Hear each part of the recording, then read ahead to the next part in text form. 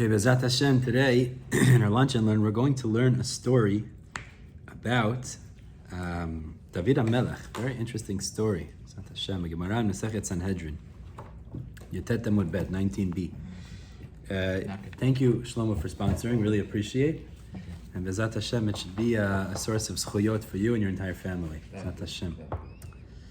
So, before we see the story inside, just a quick background over here. We know in Sefer Shmuel, right, we have the story of the installation of the first kings. We have Shaul HaMelech, who was the first Jewish king. And then after him, essentially the next Jewish king was Dovid HaMelech, who was perhaps the most famous Jewish king also. Dovid HaMelech and Shaul HaMelech weren't just the first and second king of the Jewish people, but they were connected in very many ways, and they were also, there was a contentious relationship. They had a fighting type of relationship as well. Because we know when Shaul found out that David was meant to be the next king, he was not happy about it. It was his brother or something? David married the daughter of Shaul. Oh. So he also was his son-in-law. It was also. So they were connected in many ways, and they also, in Navi, it talks about how Shaul was constantly trying to actually kill Dovid HaMelech. Very intense stories.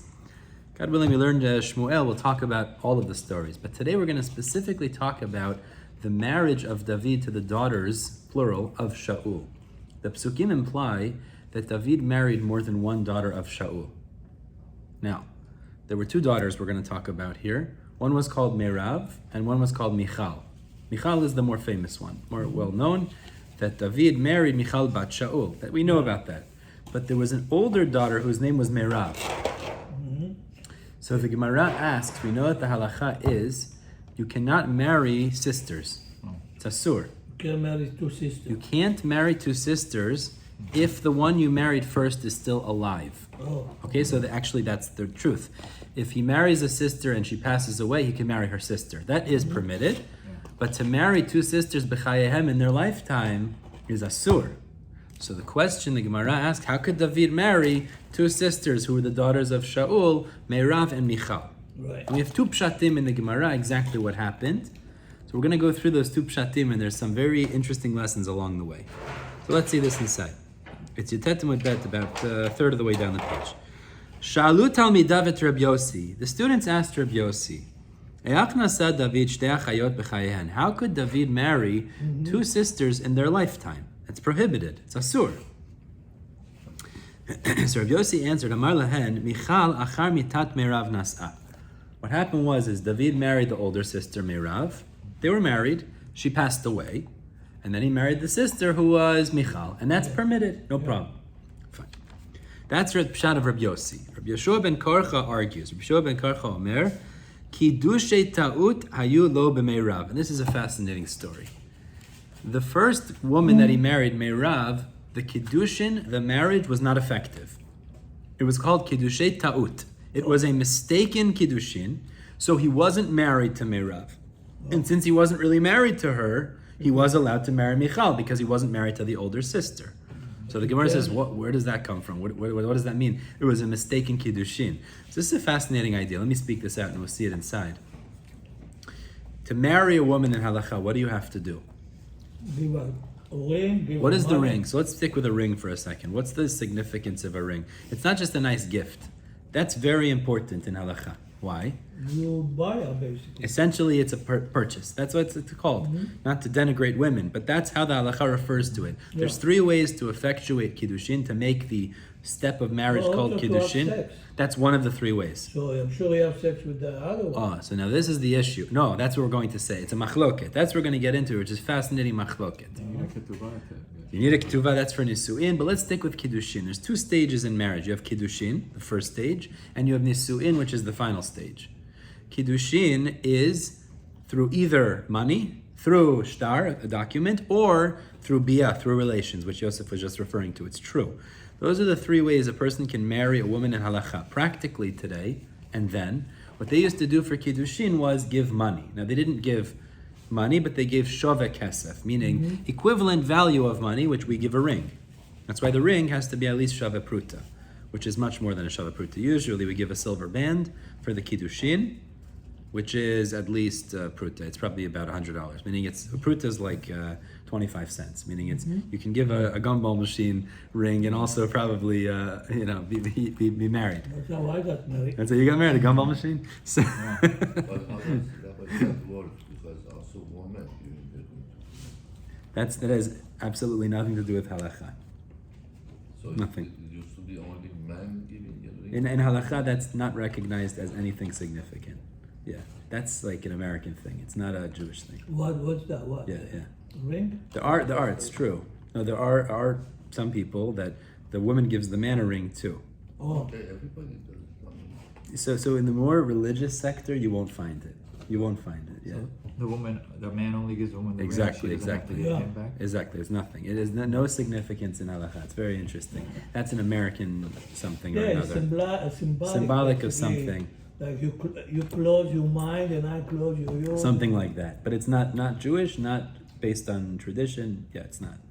Chora. I know there are men who do. I've seen, but it's nothing in halacha. Nothing in halacha, right? Oh, mine doesn't fit anymore. So we have a machloket here, exactly what happened. We have Rabbi Yossi, he says that Dovid married Meirav, the older sister, she passed away, and then Dovid married the younger sister, Michal, which is totally fine. Mm-hmm. Rabbi Yeshua ben Korcha says that the first Kiddushin was mistaken and therefore not effective. How does he know this? Because the Pasuk tells us that when David approaches Shaul, he says, "Give me ishti et Michal." He says, "My wife Michal." He emphasizes, Michal is my wife. Mashma, Meirav, the first one, is not my wife. It implies the first one was not effective. So the Gemara explains over here, well, why wasn't it effective? So it's a very interesting story. There was a big warrior for the Plishtim called Goliath. In English, it's Goliath. Even we describe it in terminology. If you have like a big, in sports they describe it, David and Goliath. Why is it called that? Because it's a story in Nevi'im, in Shmuel, that there was a warrior for the Plishtim, the Philistines, not to be confused with Palestinians. Philistines is not related, unrelated. So the Philistines, they had a great warrior whose name was Goliath, and he was a very powerful warrior, and he was cursing Hashem and cursing the Jewish people in terrible ways. Shaul HaMelech was the king. And Shaul said, whoever will get up and kill this Rasha, Goliath, two things. I'll give him tremendous wealth, money, and also he'll marry my daughter. So Dovid HaMelech, little David, that's why David and Goliath, that's what the expression comes from, came and he killed him with his slingshot. I mean, it's a famous story. We're not going to get too much into it now. So he kills Goliath and he comes to Shaul. I killed him. So you owe me a lot of money and I want to marry your daughter. Now, the way the Gemara understands it is like this. What was David giving for the Kiddushin? He didn't give anything. So Shaul understood what he wants to marry his daughter with, and listen to this, was the money that Shaul owes David should be used for the Kiddushin. All this money. Now what does that mean? What does that mean? What's the trigger here? What's the mechanism? It means Shaul owes David money. He also needs to give his daughter's hand in marriage to David. Yeah. So David was essentially saying, I'll marry your daughter with the money that you owe me. You don't owe me that money. Oh. There's a loan. The loan that you owe me, I'm using that money to marry her. The problem is, it's not effective in halakha. The Gemara in Masechet Kiddushin tells us, Should have taken it. that could be effective, but mekadesh b'milve ena mekudeshet. The Gemara tells us, if someone owes you money, if a woman owes you money, and you say, I'll marry you with the money that you owe me, it's not effective. Why is it not effective? Well, it's very interesting, because at the time of Kiddushin, of the marriage, there has to be a monetary transaction that occurs. You have to give her money.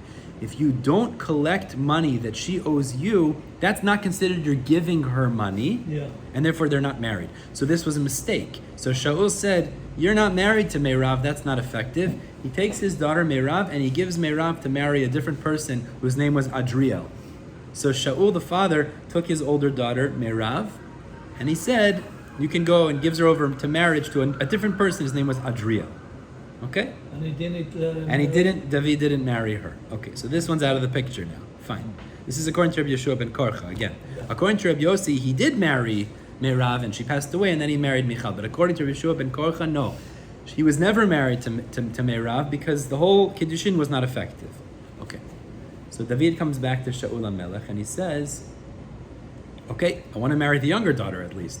Means I'm supposed to marry one of your daughters. So So Shaul says back, okay, I'll tell you what you could do for Kiddushin. Now listen to this. This is like, if you go and kill 100 Plishtim, this was the enemy of the Jews at the time. Shaul tells David, listen to this though, kill 100 Plishtim and you bring back 100 Orlot Plishtim.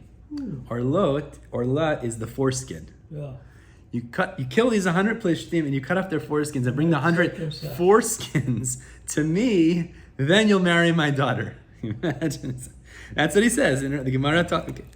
So he goes and kills, actually the pasuk is 200 Plishtim. He one-ups him, not a problem. Wow. He goes and kills the Plishtim, brings back those foreskins. Okay, so now he should marry Michal, no problem, all is good, right? So now the Gemara says, still Shaul thought he can't marry Michal. Okay, why not? What's the problem now? Sounds like a stubborn father-in-law to me a little bit. Like, what's going on over here exactly? So the Gemara explains two possible ways. Either, in halakha this comes up. What happens if a woman owes a man money? So if he says, marry me with the money that I owe you, it's not effective. It's not effective. Yeah. You can't marry a woman if you don't give her something right now. So with the money that she owes you, it's not effective. But what if he gives her, in addition to the money that she owes him, he also gives her a pruta? And he says, Hareat mekudeshet li. That's good. Yeah. So there's the debate about this. Do we say the focus is on the milveh, it's on the loan, or is the focus on the pruta that he gives in addition to the loan? Now, if you say the focus is on the loan, the Kiddushin is not effective. If you say the focus is on the additional money, it should be effective. Yeah. So Shaul was of the opinion that the Kiddushin is trying to be effective with the loan.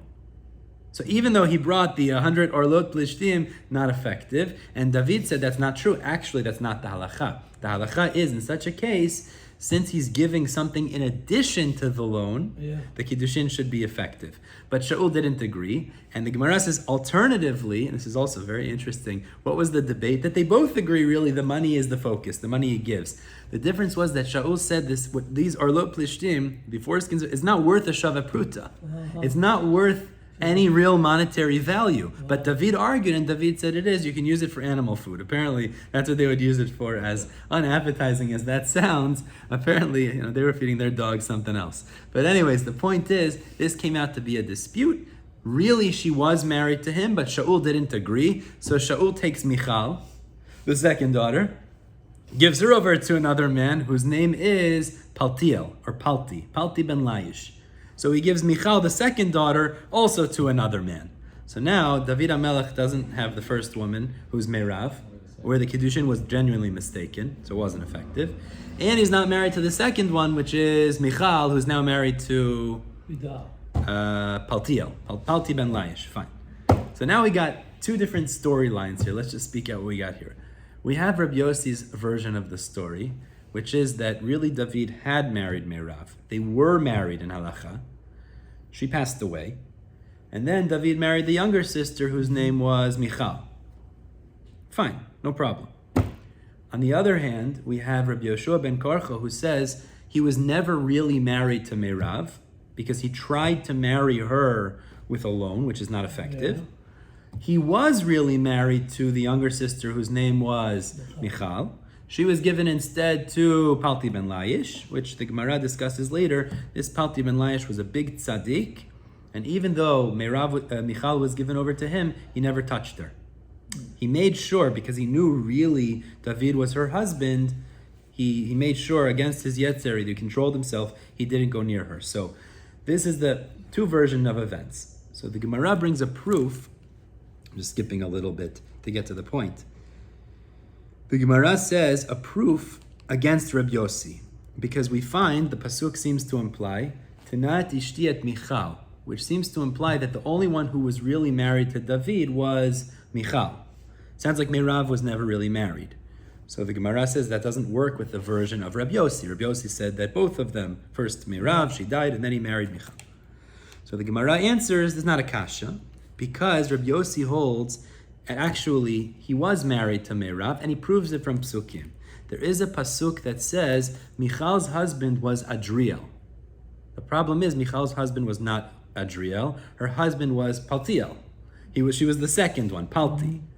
So Rabbi Yossi says, why was it that it refers to her husband as Adriel? To tell you, just as the first marriage was problematic, meaning just as the first marriage of Meirav to Adriel was be'isur, it was prohibited because she was really married to David, also the second marriage of Michal and Paltiel was also problematic because she was really married to David. That's the position of Rabbi Yossi. It turns back to Rabbi Shua ben Karcha.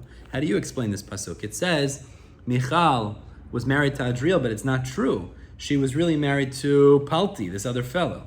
So listen to what he says. There's something amazing. He says like this. Amr lecha Rabbi Yeshua ben Karcha. Rabbi Yeshua ben Karcha turns back and he says the following. V'chi Michal yolda.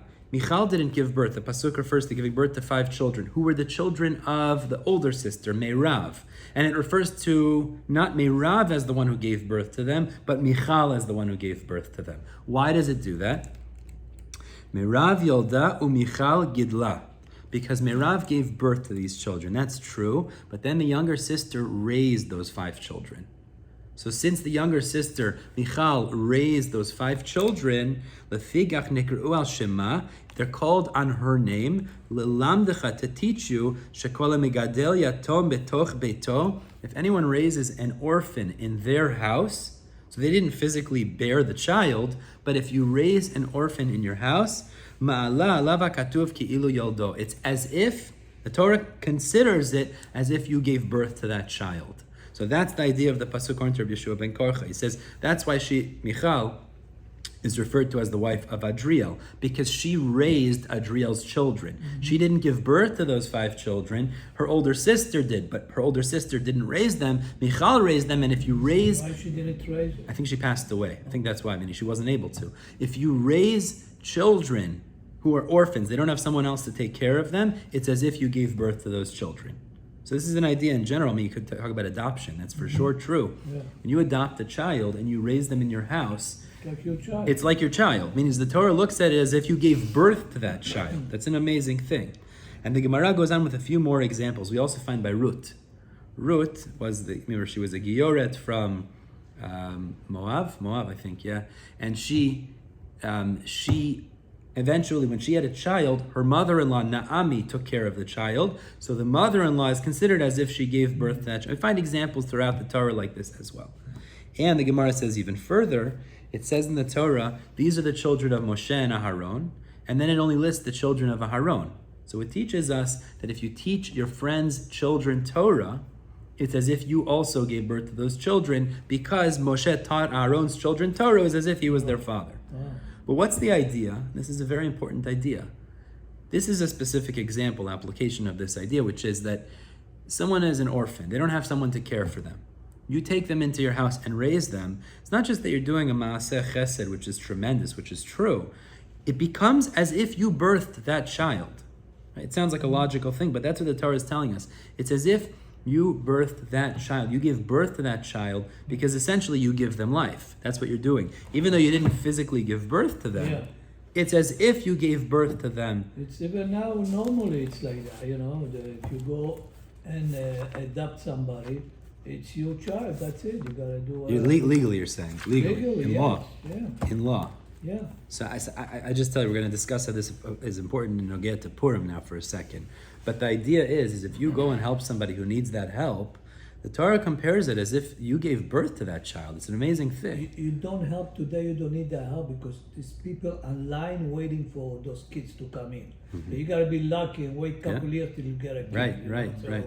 It's not like you're doing any favor. They do you a favor to take the kid. To give you the kid. Yeah. To give you the kid, right. It's an interesting thing, though, the adoption. Although it's interesting to note is that I've heard stories where people are waiting for so long. Yeah. Right. But then on the other hand, they say there's all these kids, I don't know, from Africa or whatever it is. Yeah, they don't want to take a black kid. I hear. They want a particular thing. I hear. Yeah, they want very interesting. Jewish guy, want Jewish, you want to make sure he's a Jewish guy. I had a friend of my father's that she was trying to get pregnant. She had 11 miscarriages. Oh, yeah. And she finally adopted 2, and then all of a sudden she had a baby girl. Wow. That's amazing. Pressure went out. Pressure went out. Pressure went out? Pressure about not having a baby. I hear that. Now she gave up on it. Amazing. Yeah. Yeah, a lot of That's stories. amazing. And very, very religious people. Yeah. Yes, try.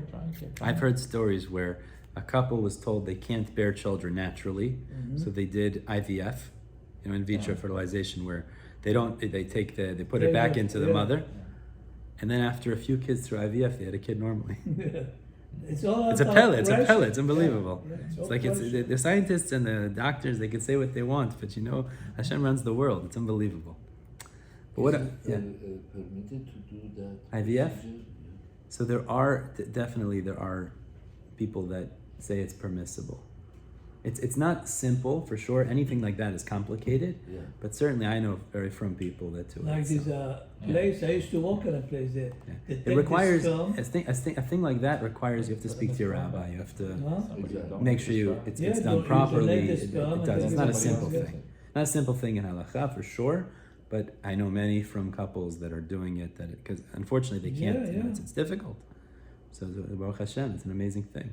There are some rabbis that are totally against it, but it's not a black and white type of issue. Let's just say it like that. It's not so simple. But in terms of Purim, I wanted to just connect this to Purim for a minute. You see, in Purim, we have a very interesting phenomena, and I think this is something we could take with us for Purim, which is so important. Purim, for many people, it's a day that I can have a great time. For me to enjoy. For many people, that's how we look at it. It's a day that I can drink, that I get together with my friends, that I have a party, that I'm focused on how am I going to have the best time possible. But we know in halakha, that's not how it's brought down. That's not how it's brought in halakha. It's an amazing thing. What are the mitzvot of Purim? Let's speak out for a second. We have 4 major mitzvot. To drink a lot. Drinking is a subcategory of one of the 4 mitzvot, which is called mishteh. The way to remember, it's 4 mems. There's 4 mems, the acronym. Mem. The first one we say, the most famous maybe, is Megillah. Mikra Megillah, reading the Megillah. Evening and the morning, twice, beautiful. We come and listen to it in shul, that's the first mitzvah. Then we have Mishloach Manot Ish L'Re'eyu, sending gifts. Right? So you send 2 pieces of food or 2 food items to a person, beautiful. Then we have money to the poor. matanot le'evyonim, which is giving money to the poor. You have to give 2 sums of money to 2 different poor people. That's matanot le'evyonim. And then the 4th one is mishteh. Mishteh is a party, which included in mishteh is drinking. It means really having a seudah. By the way, it's important to know the main time to drink is actually in the context of the meal. Yeah. When you're enjoying the meal, then you're supposed to, just to drink and run around the streets is not necessarily the ideal time to do this. The Mishnah Berurah brings something down over here in the halachot of matanot le'evyonim. Like I said, most people, and very often, it's so much about what I'm going to enjoy on Purim. But he says, if you want to focus in on the right thing, the mitzvah you should focus in on is matanot le'evyonim. It's an unbelievable thing. I think a lot of people miss this. I'm so focused on how I'm going to enjoy myself with my friends, with my food, with my... Give the beautiful... money in a shul, we give money and then the shul is supposed to... Correct. Give it away. But listen to how he says it, meaning the focus should be much more on that. That's the point. Yeah. And the money you spend also. People make big parties and spend thousands of dollars. In the Mishloach Manot, have you seen like these super fancy, expensive, you spend so much money on that, and then Matanot Levinim you $20. Yeah. That's wrong. It's mamish wrong. He says it's so wrong. Listen to what he says. And it's such a powerful statement. Mishnah Berurah, it's in Tafresh Tzadi Dalet. He says like this, quotes the Rambam. He says, Shtei matanot, the idea of 2 gifts, meaning a little money to one, a little money to the other to buy their meal, that's zeu midina. Says the Mishnah Berurah, the Rambam says, this is the bare minimum, okay? Avo be'emet mutav laharbot b'matanot le'evyonim, but truthfully, it's better to increase in your spendings for the poor people, milaharbot b'seudato, than the money you spend on your party, uvishloach manot l're'av, and the gifts you send to your friends. And he goes on to explain why, but it's better spend more money on the poor people than spending money on your own party, on your own mishloach manot. People do the opposite almost. Why does he say this? She'ein, he says, unbelievable, because Purim is all about simcha. You know what's real simcha? Not you enjoying your party. Not you enjoying the fancy mishloach manot, making other people happy. That's the real simcha. Unbelievable. He says such a powerful language. This is a life lesson, but on Purim it comes out very strong. She'ein simcha gdola u'mefuara. There is no greater and glorious simcha el l'sameach lev aniyim yetomim va'almanot. To gladden, to make happy the hearts of the poor, the orphans, and the widows. Those are the people, when you make them happy, you experience the greatest joy. That's not the fancy alcohol you're drinking on Purim. Not saying it's not enjoyable, but the point is, that's not the main simcha. It's nice. The main simcha is to gladden those people who might not have what you have. That's the main. Matanot, you have a minimum? There is, yeah. Two food items. Doesn't have to be so much. That's it. And he says, "V'domeh l'shchina," because when you make other people that are downtrodden, make them, you're like the Shechina, you're like Hashem. Shene'emar, like it says, "Lahachayot ruach shefalim ulahachayot lev nitkaim." Is what does Hashem do? Hashem is constantly raising up people that are crushed. He's raising up people that are lowly, that are sad. That's what Hashem's constantly doing. So when we act like Hashem, by making those people happy, that's the greatest simcha we could experience on Purim. We all know that this is true. We all know it's true, is that the joy you have in helping somebody genuinely that really needs it, you can't compare that to the most fancy bottle of alcohol. It doesn't work. It's completely incomparable. The only thing is, sometimes we get lost on Purim. It's easy to get lost along the way. I think it's a very important idea. We said when you raise an orphan in your house, it's like you gave birth to them. The focus has to be outward, particularly as we get closer to Purim. It shouldn't be so much as, how am I going to make Purim enjoyable for me? But how am I going to make Purim enjoyable perhaps for those people that fall between the cracks? There are people in our community who maybe they're not invited. Maybe they're not going to receive Mishloach Manot. Maybe they're not. Let's think about those people, because that's the real Simcha of Purim. Because that guy, all the buddies that you have, they're going to figure out a good way to enjoy Purim anyways. But the guys that might not, the guys that, they won't have the party to go to. They won't have the friend who cares for them. Maybe they don't have a great situation. Those are the ones, you think about them, and that's the greatest simcha you could experience on Purim. That's the idea of a very important thing to remember on Purim, not to get lost. Baruch tiyeh, Hashem.